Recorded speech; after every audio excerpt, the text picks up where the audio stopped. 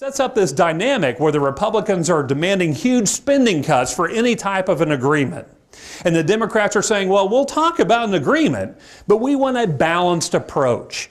And when we hear the Democrats say we want a balanced approach, what does that mean?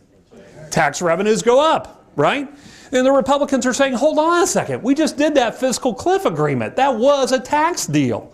We've already paid the tax man. And the Democrats are saying, no, Republicans, we begged you to include this in a grand bargain back in December. We begged you to include the debt ceiling in a deal in December. You didn't want to do that. You wanted to play small ball. Well, we played that ball game. That ball game's over. Now we're on to a new ball game. And this new ball game is about revenue increases. So you can see the two positions of the two parties are still very well entrenched, where the Republicans are saying absolutely no tax revenue increases, and the Democrats are saying absolutely no entitlement changes.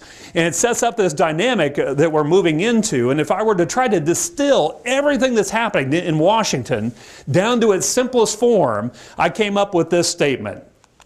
The statement is the debt a real concern or not?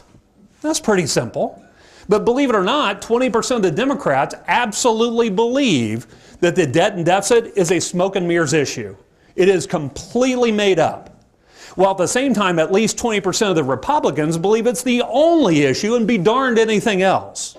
So that leaves 60% of our elected officials that agree that it is an issue, and they just don't agree on how quickly and how it needs to be addressed.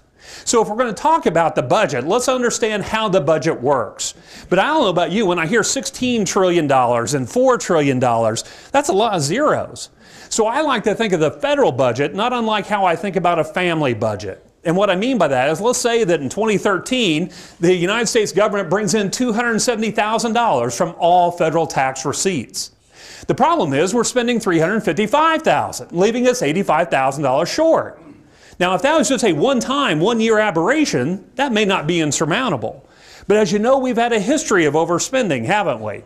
So much so that we've built up a credit card balance, if you will, of $1.67 million. Now, just for kicks, I went on a federal government website and I said, if I earn $270,000 and I have really good credit, how big of a mortgage could I qualify for?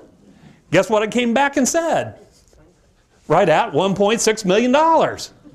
So just maybe this $1.6 million isn't that big of a deal. Oh, I forgot to, I do this every time. I forgot to put in there that I'm spending $355,000. So when I tell the computer that I'm losing $85,000 a year, how big of a mortgage can I qualify for? Zero. Would you loan me money? No. But we're supposed to believe that the federal government can just continue to borrow without any type of long-term ramifications.